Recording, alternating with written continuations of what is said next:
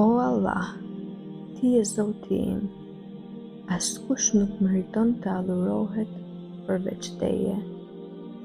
Ti më krijove dhe unë jam robi yt. Unë do t'i qëndroj besnik besës dhe premtimit që të kam dhënë, sa të mundem. Kërkoj që të më mbrosh nga keqja që vjen si pasojë e asaj që kam bërë.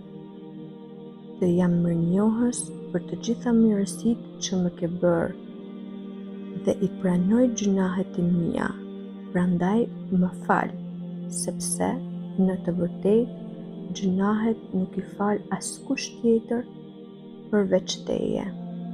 Amin.